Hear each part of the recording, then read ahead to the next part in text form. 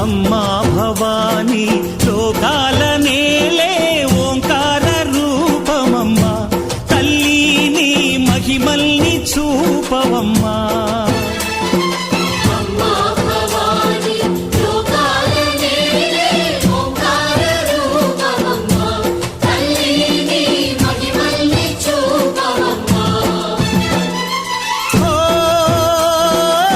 సృష్టికే దీపమా, శక్తికే మూలమా, సింహరథమే నీదమ్మా.